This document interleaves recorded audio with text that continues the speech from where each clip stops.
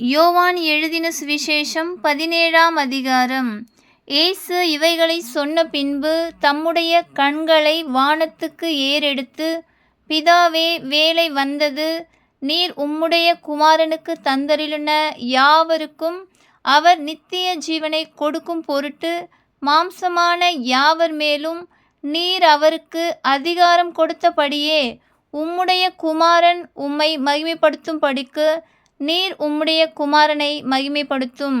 ஒன்றான மெய்தேவனாகிய உம்மையும் நீர் அனுப்பினவராகிய இயேசு கிறிஸ்துவையும் அறிவதே நித்திய ஜீவன். பூமியிலே நான் உம்மை மகிமைப்படுத்தினேன். நான் செய்யும்படி நீர் எனக்கு நியமித்த கிரியை செய்து முடித்தேன். பிதாவே, உலகம் உண்டாகிறதற்கு முன்னே உம்மிடத்தில் எனக்கு உண்டாயிருந்த மகிமையினாலே இப்பொழுது நீர் என்னை உம்மிடத்திலே மகிமைப்படுத்தும். நீர் உலகத்தில் தெரிந்தெடுத்து எனக்கு தந்த மனுஷருக்கு உம்முடைய நாமத்தை வெளிப்படுத்தினேன். அவர்கள் உம்முடையவர்களாய் இருந்தார்கள். அவர்களை எனக்கு தந்தீர். அவர்கள் உம்முடைய வசனத்தை கை கொண்டிருக்கிறார்கள். நீர் எனக்கு தந்தவைகள் எல்லாம் உம்மாலே உண்டாயினவென்று இப்பொழுது அறிந்திருக்கிறார்கள். நீர் எனக்கு கொடுத்த வார்த்தைகளை நான் அவர்களுக்கு கொடுத்தேன்.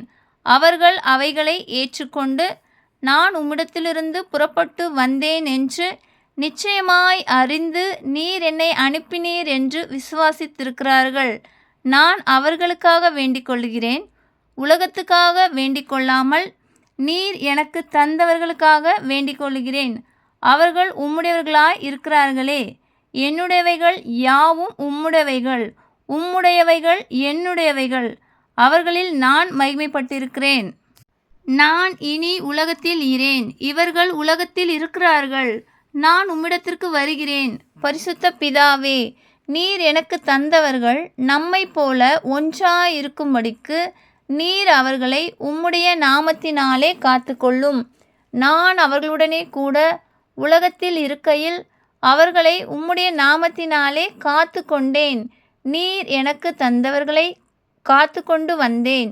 வேத வாக்கியம் நிறைவேறத்தக்கதாக கேட்டின் மகன் கெட்டுப்போனானே அல்லாமல் அவர்களில் ஒருவனும் கெட்டுப்போகவில்லை.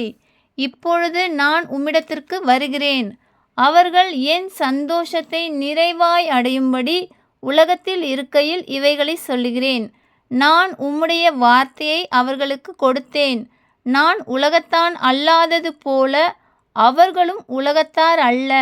ஆதலால் உலகம் அவர்களை பகைத்தது.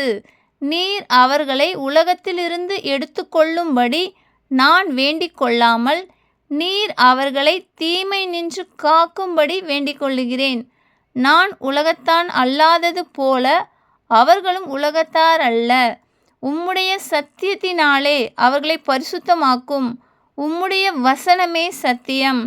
நீர் என்னை உலகத்தில் அனுப்பினது போல நானும் அவர்களை உலகத்தில் அனுப்புகிறேன். அவர்களும் சத்தியத்தினாலே பரிசுத்தம் ஆக்கப்பட்டவர்கள் ஆகும்படி அவர்களுக்காக நான் என்னைத்தானே பரிசுத்தம் ஆக்குகிறேன். நான் இவர்களுக்காக வேண்டிக் கொள்கிறது அல்லாமல் இவர்களுடைய வார்த்தையினால் என்னை விசுவாசிக்கிறவர்களுக்காகவும் வேண்டிக் கொள்ளுகிறேன். அவர்கள் எல்லாரும் ஒன்றாயிருக்கவும்.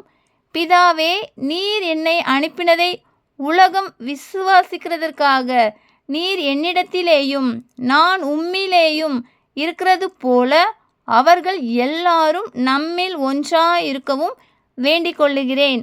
நாம் ஒன்றாயிருக்கிறது போல அவர்களும் ஒன்றாயிருக்கும்படி நீர் எனக்கு தந்த மகிமையை நான் அவர்களுக்கு கொடுத்தேன்.